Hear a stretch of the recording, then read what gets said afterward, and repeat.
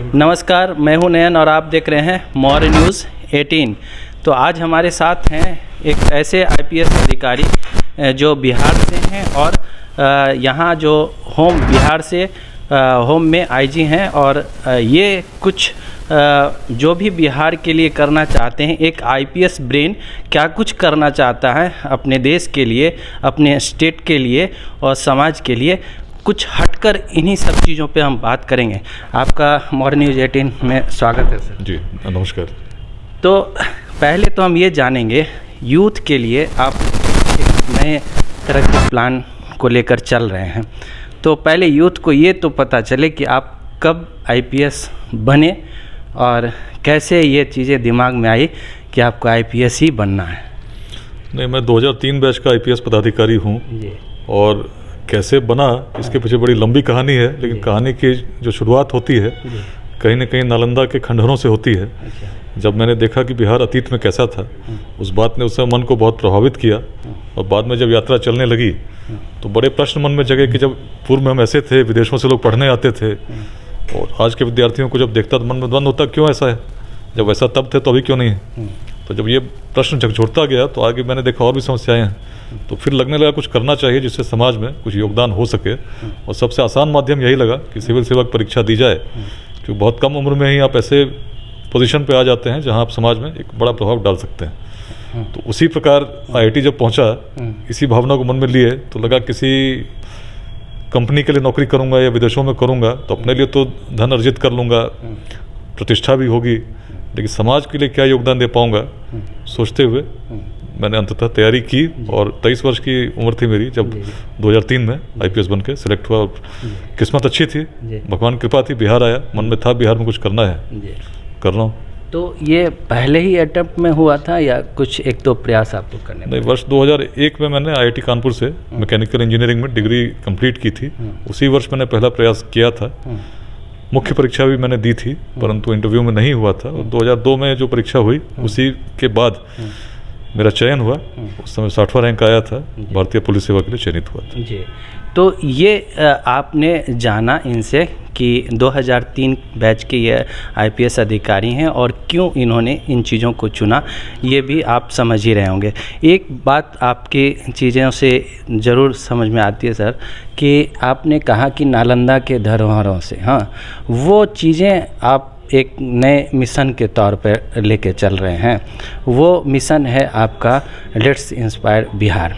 हम इस पे भी बात करेंगे, लेकिन उससे पहले मेरे मन में ये सवाल है, 2003 में तो सोशल मीडिया नहीं था, बिल्कुल नहीं था, और उस समय से अब सोशल मीडिया का ज़माना आ गया, तो सोशल मीडिया के अच्छे और बुरे दोनों पक्ष आप तो देख ही रहे हैं। 1997 में पहली बार मैंने इंटरनेट का प्रयोग करना शुरू किया था, तब से ऑनलाइन शॉपिंग भी शुरू की थी। सोशल मीडिया भी लगभग 2003 में नहीं था, ऐसा मैं नहीं कहूँगा। उसी के आसपास ऑर्कुट का जन्म हुआ था और उसी समय ऑर्कुट पे हम लोग आ चुके थे और ऑर्कुट के बाद में और चीज़ें बढ़ती गई, माध्यम बढ़ते गए, लोग मिलते गए। अब सोशल मीडिया या किसी भी माध्यम का प्रयोग कैसा हो, यक्ष प्रश्न ये है कि आप कैसा प्रयोग करना चाहते हैं। यदि आप चाहते हैं दिग्भ्रमित हो जाएं, भटक जाएं, तो आप कभी हो ही सकते हैं, लेकिन यदि आप चाहते हैं उसका सदुपयोग हो, तो किसी भी चीज़ का जीवन में यदि आप सदुपयोग करना चाहेंगे, उस दृष्टिकोण से उसका उपयोग करेंगे तो लाभकारी हो सकता है। परंतु यदि आप उसका उपयोग करने लगे, भटक गए, तो क्या किया जा सकता है, निर्णय आपको लेना होगा। माध्यम वही है। तो सोशल मीडिया का मैं भी जो प्रयोग करता हूँ उसी के माध्यम से काफ़ी लोगों से जुड़ा भी, लोगों को अपनी बातें कह पाता हूँ। काफ़ी युवा हैं जो जिनसे मैं बात कर पाता हूँ केवल सोशल मीडिया के माध्यमों से, कि क्या करना चाहिए जीवन में, सकारात्मकता किस प्रकार बनी रहनी चाहिए। तो अच्छा प्रयोग किया जा सकता है, लेकिन उसको यदि आप उसमें अन्य माध्यमों में करने लगे तो अपना समय व्यर्थ होगा। अन्य माध्यमों का जो देखा जा रहा है रेशियो, उसमें अपराध बढ़े हैं। आपको एक तो आप आईपीएस हैं, तो ये एक प्रश्न तो जानना बहुत ज़रूरी है कि अपराध जो जिस तरह से हो रहे हैं, वो सोशल मीडिया उसमें बहुत बड़ा रोल प्ले कर रहा है। कुछ आप लोगों के दिमाग में इसको लेके चलता है क्या कि कैसे करा जाए? सोशल मीडिया जो भी चीज़ें चल रही होंगी तो पुलिस या सरकार इस पर ध्यान तो देती ही है ना, कि जो भी चीज़ उसको एनालाइज करें, क्या कारण है, नहीं है, उसमें उसके हिसाब से रणनीति बनती है। Social media is here to stay, वो तो रहेगी। अब लोगों को जो इसका उपयोग करते हैं, एक तो खुद सोचना चाहिए क्यों कर रहे हैं, और दूसरा एक अलर्ट भी रहना चाहिए, सतर्क रहना चाहिए। और सभी की भूमिका है, ये तो रहने वाली चीज़ है। इस चीज़ पे आप लोगों की नज़र है कि हमारा यूथ या समाज में इस चीज़ों को लेके भी, क्राइम को लेके नज़र है, तभी तो जैसे व्यक्तिगत रूप में लेट्स इंस्पायर बिहार इनिशिएटिव एक तरह सोशल मीडिया पे ही लॉन्च हुआ, और उसके भौतिक रूप में हर जिले में हम लोग स्थापित हो चुके हैं। लेकिन बाकी इन जनरल सरकार की नीतियां बनी हुई हैं, सोशल मीडिया पे कैसे कोई गलत पोस्ट करता है उसके लिए वो तो कानूनी अपराध है, उस पर कार्रवाई भी होती है। बिल्कुल यही बात मैं कहना चाह रहा था कि लेट्स इंस्पायर बिहार क्यों बना, कैसे बना। बहुत लोग मेरे से, मैं भी इस चीज़ों से जुड़ा हूँ।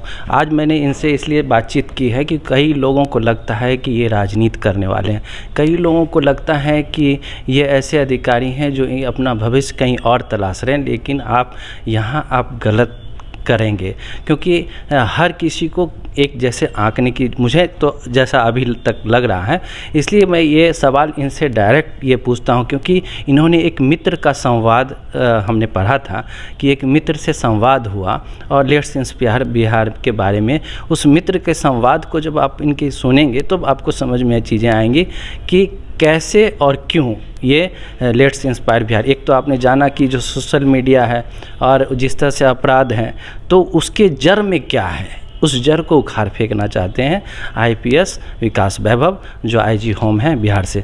तो ये यही मैं जो समझ पा रहा हूँ, क्या वो सही है? जड़ से उखाड़ लेट्स इंस्पायर बिहार एक बिल्कुल अलग मुहिम है, जो आप समझ पा रहे वैसा नहीं है। सीधी सीधी बात यह है कि बिहार क्या था, हमारा अतीत कैसा था। यदि आप स्मरण करें तो हम ज्ञान की भूमि थे, जहाँ उपनिषद लिखे गए, जहाँ विश्वविद्यालय स्थापित हुए, विदेशों से लोग पढ़ने आते थे, शौर्य की भूमि थे।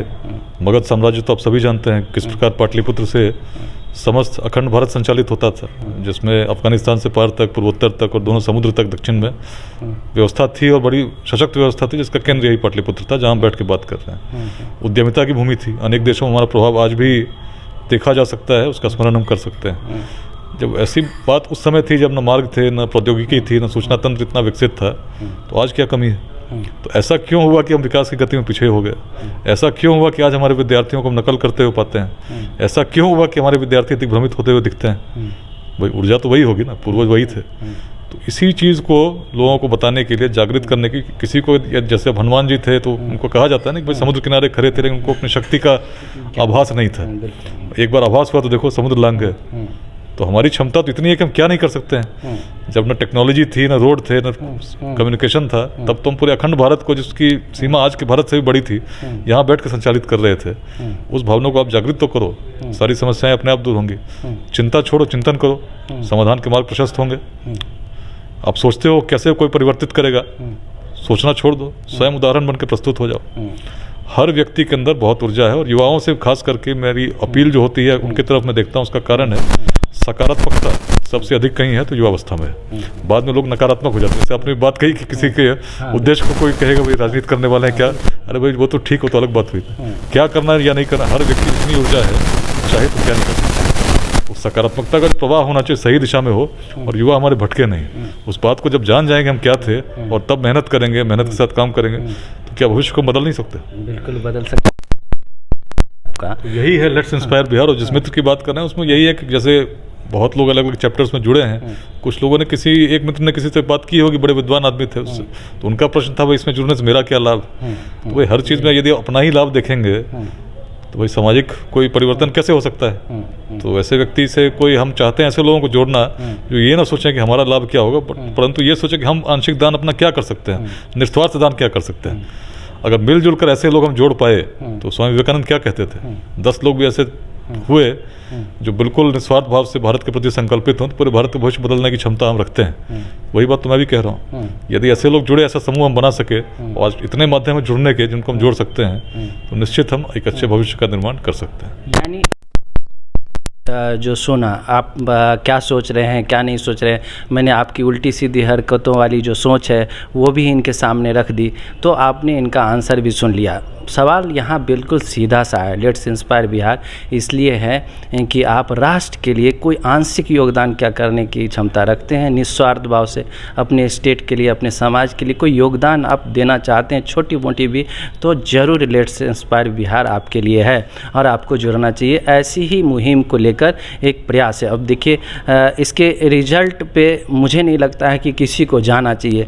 बहुत बात लोग कहते भी हैं कि इसका रिजल्ट क्या होगा, लेकिन आप करिए तो सही। क्या सर, करिए तो सही, यही तो बहुत बड़ी शुरू करिए, आंशिक योगदान देना प्रारंभ कीजिए। मिलजुल कर जब हम करेंगे, पूरे बिहार को प्रेरित करेंगे तो भविष्य तो हमारा भी है ना। बिहार का भविष्य बदलेगा तो प्रभावित कौन होंगे? हम होंगे, हमारे आने वाली पीढ़ियाँ होंगी। अपने जनरेशन में अपने समय में कुछ कर सके तो हम भी गौरवान्वित महसूस करेंगे, आने वाली पीढ़ियाँ भी हम पे गौरवान्वित होंगी। तो क्यों ना कुछ करें। ये तो अभी सोशल मीडिया पे आपका दिखता है कि बहुत सारी चीज़ें आप बच्चों को, लड़कों को जोड़ भी रहे हैं। क्या क्या और कुछ आपने कुछ प्लान अपने व्यस्त समय में, मैं तो देख रहा हूँ 2-3 दिनों से कि बहुत व्यस्त समय रहता है आपका, उसी में आप ये भी काम निकाल। जो परिकल्पना है उसमें यही है कि जो मुख्य विषय हैं जिस पर हम काम करना चाहते हैं, एक तो पहली बात शिक्षा की है। शिक्षा उस भाव से हो कि ज्ञान अर्जित किया जाए, इस भाव से ना हो केवल परीक्षाएं पास करनी है। जब व्यक्ति ज्ञान अर्जित करेगा तो निश्चित ही वो स्वयं को स्थापित कर लेगा, किसी भी कार्य के लिए सक्षम सिद्ध हो सकेगा। दूसरी बात समता की है।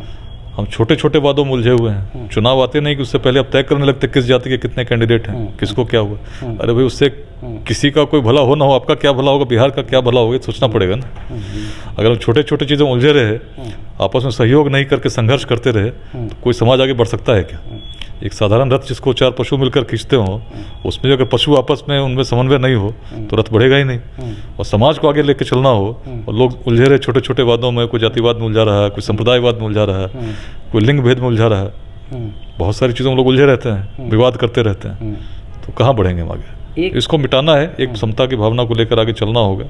इस बात को बिल्कुल सोच से मिटा देना होगा। और उस भाव को हमने इतिहास में होते देखा है कि जब जो सक्षम था वो स्थापित हुआ, उसके वर्ग को कहीं भी उसका कारण उसके अवरुद्ध नहीं कर सका। तो इसी भावना को लेकर बिहार ने पूर्व में उदाहरण स्थापित किए हैं, बहुत अनेक उदाहरण हैं। आज भी हम स्थापित करने की क्षमता रखते हैं, उदाहरण बनना होगा।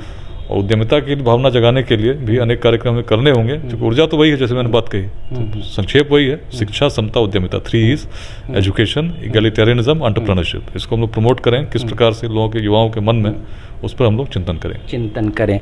तो ये चिंतन है और इसमें चिंता करने की बात नहीं है, बस चिंतन करनी है।